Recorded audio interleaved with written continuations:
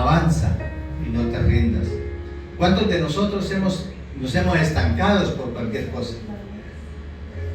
No queremos seguir o queremos tirar la toalla en un trabajo que nos tratan mal, o que circunstancia con los compañeros, o muchas veces nosotros queremos no seguir, no queremos estancarnos, queremos alejarnos.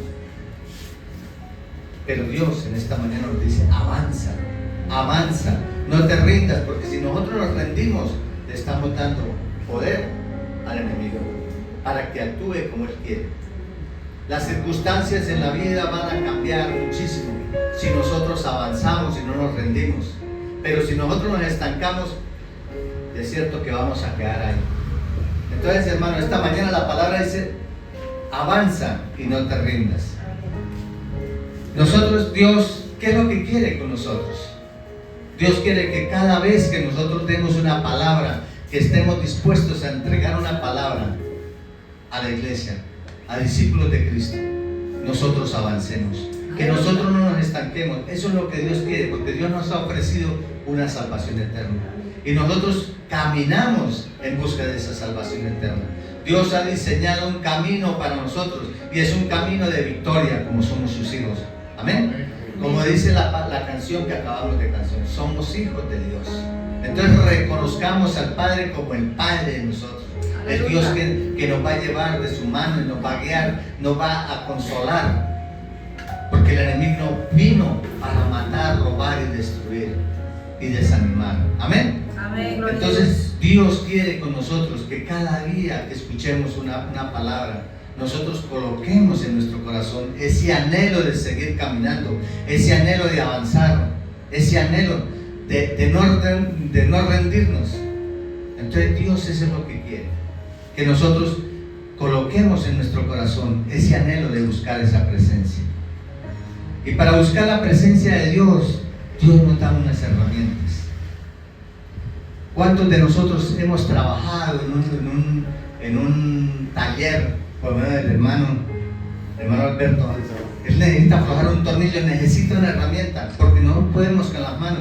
Entonces eso es lo que Dios hace con nosotros. Dios nos da unas herramientas para que nosotros las utilicemos y podamos avanzar. Hermanos, yo les voy a contar una historia, un testimonio de alguien que nosotros conocemos. Era un hombre de campo, un hombre que tenía una tierra, y él le colocó en sus manos a una pareja. Ellos servían en una iglesia cristiana, ellos asistían a una iglesia cristiana, predicaban, ayunaban, iban a vigilias, a todo momento oraban y todo eso. Ellos estaban bien, pasó un año, pasó 2 años y en el momento estaban bien. La finca producía, eso era una de las mejores de la región. Pero ¿qué pasó, hermano? El enemigo viene para matar, robar y destruir. Y el enemigo no viene para estar con el que está sentado, porque ahí no se mueve. Dice: no, está sentado, está cómodo, ahí no avanza, eso no se mueve para nada. Entonces lo deja quieto. Pero el enemigo va a atacar las cabezas. Y atacó a esa familia, era una pareja.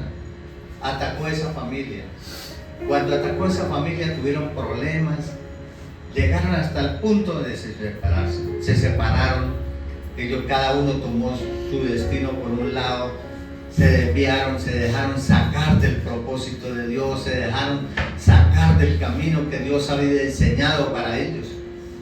Cuando esto sucedió, el hombre sintió en su corazón que todo se le acababa. ¿Por qué? Porque él tenía una confianza primeramente en Dios, pero también confiaba en ellos. Y cuando hubo todo este problema, toda esta situación, se acabó todo. El hombre no hallaba qué hacer, pero él se acordaba de que Dios le había dado una herramienta. ¿Y cuál es la herramienta que Dios nos da a nosotros siempre? La herramienta que Dios nos da es tener fe. Tener fe, amén. Creer en esa fe, creer en un Dios que nosotros no vemos, pero sabemos que está aquí. Porque dice la palabra que sin fe es imposible agradar a Dios, que es necesario que el que se acerca a Dios crea que le hay y que seremos premiados por buscar esa presencia de Dios. ¿Y cuántos de nosotros buscamos esa presencia? Todos, amén, ¿cierto? Buscamos de la presencia de Dios, así sea en la mañana, sea a mediodía, como hacía David, que lo buscaba 3 veces al día, o como Daniel, que lo buscaba de mañana, mediodía y tarde y noche, y de todo momento estaba buscando de Dios. Entonces, él comenzó a buscar de Dios, comenzó a hablar con Dios, a decirle, mire Señor, me está sucediendo esto. Dios lo conoce todo, Dios conoce todo nuestro caminar, conoce nuestros caminos, conoce nuestro entrar y nuestro salir. Él lo conoce todo, pero a Él le gusta que le hablen, que le contemos lo que estamos pasando, lo que estamos viviendo en nuestro corazón. Entonces, ¿qué pasó con este hombre? Este hombre comenzó a ayunar, a orar, a clamar delante de Dios en voz en cuello, a estar delante de la presencia de Dios, como era necesario buscar de Dios. Y Dios comenzó a darle respuestas, hasta que llegó el tiempo y le entregaron la tierra que él tenía, se la entregaron destruida completamente, se la entregaron acabada. Él no colocó la mirada en el hombre, él colocó la mirada en Dios y comenzó a restaurar lo que le habían acabado, hasta el tiempo de que ahora es una finca próspera, una finca muy buena. Entonces, hermanos, ¿qué quiero decir yo con esto? De que busquemos de Dios. Dios nos da unas herramientas, no nos caemos estancados, sigamos caminando porque Dios ha colocado un diseño para nosotros. Y a nosotros, como a ustedes, hermanos, como a ustedes, como a mí, nos ha diseñado para ser victoriosos. Amén. Nosotros somos victoriosos, somos hijos de Dios. ¿Por qué tenemos que estar estancados en un rincón, allá llorando, clamando, ay, que yo no, ¿cómo hago? Llorando a toda. No, hermanos, no hagamos eso. Busquemos de Dios, porque Dios nos ha dado una herramienta, y esa herramienta tenemos que utilizarla, porque esa herramienta nos va a llevar a una salvación eterna, hermanos. Amén. Entonces, busquemos esa herramienta, y cuando Dios nos da esa herramienta, todo va a cambiar para nosotros, porque si la ponemos en práctica, todo va a cambiar. Entonces, vamos al verso 23 en sí de la palabra. En el verso 23 nos dice: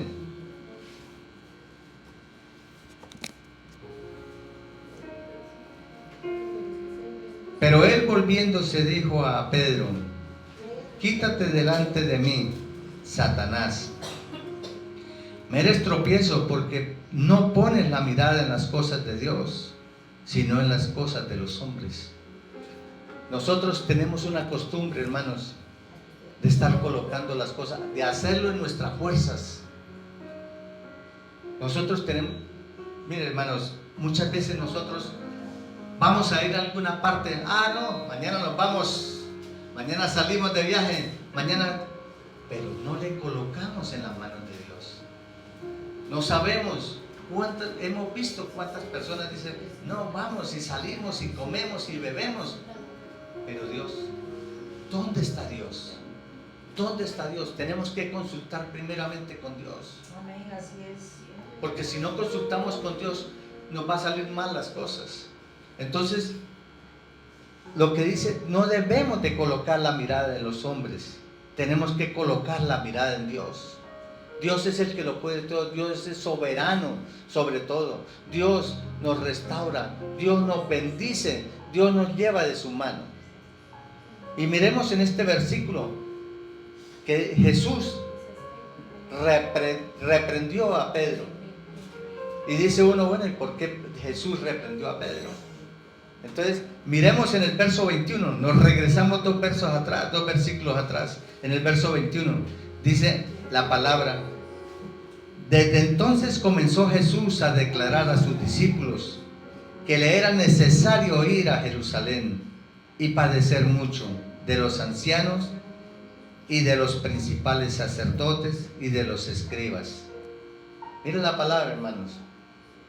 Jesús les estaba hablando a sus discípulos, les estaba dando señales de lo que iba a suceder. Pedro entendía, Pedro no entendía. Ninguno de los discípulos entendía, porque Jesús estaba revelando lo que el Padre, el propósito del Padre. ¿A qué había venido Jesús a este mundo? Y recordemos que Jesús vino a este mundo 100% hombre y 100% Dios. Así es. Amén. Amén. Entonces, Él vino y él le decía a ellos: es necesario que yo suba a Jerusalén. Es necesario que yo esté en Jerusalén. Y va a acontecer todo esto. Va a acontecer de que yo voy a estar sufriendo delante de los ancianos, de los principales sacerdotes, de los escribas, y ser muerto y resucitar al tercer día. Amén. Amén. Era el propósito del Padre. Eso no era el propósito ni Jesús tenía que cumplir el propósito del Padre. Así es. Amén. Pero Pedro se adelantó. En el verso 22 dice Pedro: entonces Pedro, tomándolo aparte, comenzó a reconvenirle, diciendo: Señor, ten compasión de ti. En ninguna manera esto te acontecerá. Es difícil de creer de que un hombre que anduvo con Jesús tres años en su ministerio y no conocieran a Jesús. Ellos no conocían a Jesús, lo que Jesús les quería decir. ¿Y por qué no lo conocieron? Porque no había venido sobre ellos el Espíritu de Dios. Recordemos que cuando Jesús murió y resucitó, Él les dijo: es necesario que yo me vaya para que venga sobre vosotros el Espíritu de verdad. Amén. El Consolador. ¿Y cuál era el Espíritu de verdad y Consolador? El Espíritu Santo. Era necesario que Él viniera para que Él les diera poder y les abriera el entendimiento, les abriera todo lo que ellos iban a entender. Porque en ese momento que Jesús les estaba hablando, ellos no entendían lo que estaba sucediendo. Pero cuando vino el Espíritu de Dios sobre ellos, acordémonos de que estaban reunidos 120 en un aposento alto y llegó como lenguas de fuego. Eso fue en Pentecostés. Todos hemos entendido que fue en Pentecostés que sucedió esto. Entonces llegó y les dio poder, hasta les cambió las lenguas. Entonces es el poder del Espíritu de Dios. En esta mañana estábamos cantando al Espíritu de Dios, estábamos alabando, estábamos adorándolo, y el Espíritu de Dios se movía. No sé si ustedes sintieron que el Espíritu de Dios estaba sobre este lugar, pero nosotros sentimos la presencia del Espíritu de Dios. Entonces ellos pudieron sentir, pudieron hacer eso. Entonces dice la palabra que Pedro fue y se lo llevó a un lado, se apartó y comenzó a reconvenirle, a decirle: no, mire, Jesús, no haga eso, que eso no le va a acontecer nada de eso, porque estoy yo aquí. Acordémonos que Pedro era un tipo que eso era peleón y de todo, eso peleaba hasta con la sombra. Amén. Entonces, ¿y cuántos conocemos que son así? Sí, hay muchos hombres, muchas mujeres que pelean hasta con la sombra, pero nos llevamos una imagen mal. Amén. Entonces dice la palabra, lo fue y lo reconvino y le habló y le dijo: no, yo sé que esto no le va a acontecer. ¿Por qué Jesús reprendió a Pedro? Y nosotros nos preguntamos, esta reprensión parece dura, y esa no era lo que Jesús quería. Porque si recordamos, Pedro era la mano derecha de Jesús. Pedro caminaba con Jesús, Pedro andaba con Jesús a toda hora, era la mano derecha, era el discípulo que más allegado estaba sobre él. Acordémonos que cuando Jesús fue caminando sobre las aguas, Pedro estaba en la barca y le dijo: Señor, yo quiero ir. Y Jesús le dijo: ven. Ningún otro se paró, fue Pedro. Y Pedro comenzó a caminar sobre las aguas, pero se distrajo y comenzó a hundirse. Hombres de poca fe, le dice Jesús. Nosotros cuántas veces nos distraemos por las cosas que nos coloca el mundo y nos dejamos sacar, nos dejamos desviar del camino. Nosotros, siendo hijos de Dios, nos dejamos sacar, no avanzamos, y entonces dejamos que el enemigo haga con nosotros como quiere. Entonces esa palabra va dirigida a Pedro, y Pedro era uno de sus discípulos, si no era el más que estaba cerca de él. era el más comprometido con Jesús. ¿Y por qué Jesús dijo esto? ¿Qué hizo Pedro para recibir semejante corrección? Porque fue una corrección fuertísima. Entonces, sin darse cuenta, Pedro comenzó a hablar conforme a la carne. Se distrajo. Él se distrajo y comenzó a hablar con un pensamiento de Satanás. Satanás lo cogió y lo colocó y le colocó palabras en su boca para que hablara, para que le dijera a Jesús: tranquilo, a usted no le va a suceder nada porque yo estoy aquí con mi espada. Pero no sabiendo, era que estaba hablando con Dios, con Jesús, con el Hijo del Dios poderoso. Amén. Entonces, cuando Pedro comienza a hablar y se dejó llevar por Satanás, él se dejó llenar la mente de distracción. Jesús acababa de revelar a sus discípulos su plan de que tenía que subir a Jerusalén para poder cumplir lo que el Padre había sido el propósito. El plan de Dios es perfecto. Todo lo que Dios, los planes de Dios son perfectos. Amén, gloria a Dios. Amén. Los que los cancelamos somos nosotros, porque nosotros queremos hacerlos en nuestra fuerza, porque nosotros queremos hacerlo. Cuando nosotros nos dejamos llenar la cabeza de cosas, nos dejamos contaminar de las cosas del mundo. Amén. Amén. Entonces Jesús les dice que para ir a Jerusalén, para sufrir, morir y resucitar. Jesús les explica que no había venido a establecer un reino en este mundo. Todavía no era el momento, pero ellos no entendían. Los discípulos no estaban preparados para una nueva revelación, para esta nueva revelación que Jesús les estaba dando. Dice: no pones la mirada en las cosas de Dios, sino en la de los hombres. El problema fundamental era una perspectiva de Pedro. Él pensaba en la carne, en lo humano, en lo terrenal. No entrega sacrificial de lo que quería Dios para su reino. No era lo que quería Jesús, venir a pagar por nosotros. Nosotros no más imaginémonos, si eso no hubiera sucedido, de que Jesús hubiera pagado por nosotros en la cruz, ¿qué sería de nosotros hoy en día? A Jesús le dieron 39 latigazos. Miremos a ver si nosotros aguantamos uno. Nosotros no aguantaríamos uno, porque dice la palabra que eso era, la punta del látigo era como una especie como de gancho, y donde golpeaba sacaba el pedazo. Entonces Jesús dijo a sus discípulos: si alguno quiere venir en pos de mí, niéguese a sí mismo y tome su cruz y sígame. Hermano, cuando nosotros venimos del mundo, es una nueva vida para nosotros y nos va a ser difícil. Cuando nosotros caminamos en los placeres del mundo, en las cosas que el mundo nos ofrece, en las cosas que el mundo nos da, nosotros decimos: no, pero es que ya está muy bueno. Allá hay fiesta, hay comida, hay trago y todo.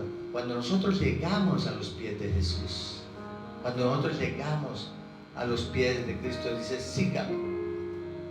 Nosotros tenemos que cambiar. Y dice: seguir a Jesús requiere negarse a uno mismo. Amén. Seguir a Jesús tiene que uno negarse a las cosas que uno hacía antes. Y muchas personas nos parece difícil las cosas que podemos dejar. Yo conozco cristianos que van a la iglesia, pero no han dejado todo. Continúan siendo parte del mundo. Y dicen, pero ¿por qué a mí? Yo le digo a Dios, clamo a Dios, le pido a Dios, oro a Dios, pero Dios, las cosas cada día las veo como más torcidas, como más... Tenemos que cambiar, hermanos, tenemos que dejar todo eso que el mundo nos quiere dar. Negarse a uno mismo, tomar la cruz y seguirlo. No es fácil, hermano, no es fácil. Amén. Amén, gloria a Dios. Lo que significa una entrega total. renunciando a los deseos de la carne y estando dispuestos hasta dar hasta la propia vida por el mismo Jesús.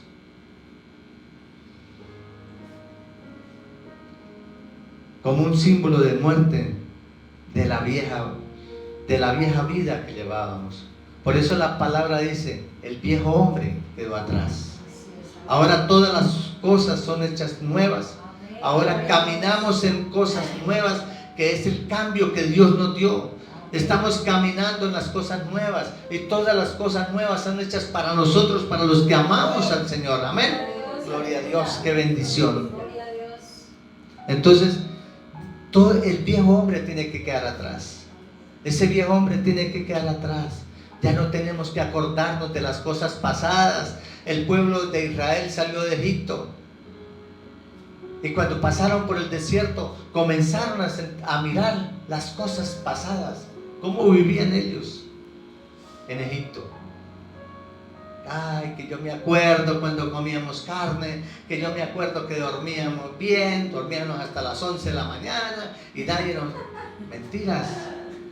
El pueblo de Egipto era esclavo y tenían que elaborar para poder ganarse una comida, pero ellos no lo miraban así. Ellos tenían que pararse a las 4 de la mañana, 3 de la mañana, no sé a qué hora se pararían, pero tenían que salir a laborar para buscar el alimento.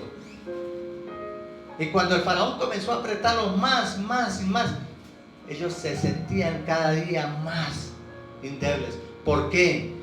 Porque ellos no avanzaron, porque ellos se quedaron ahí, porque ellos se estancaron y no caminaron. No buscaron la presencia de Dios. Cuando los saca Dios de Egipto y los lleva por el desierto, entonces, ay, yo me acuerdo cuando comíamos, esas frutas, cuando comíamos nosotros esa carne, nosotros asábamos la carne allá. Y eso nos pasa a nosotros, hermanos.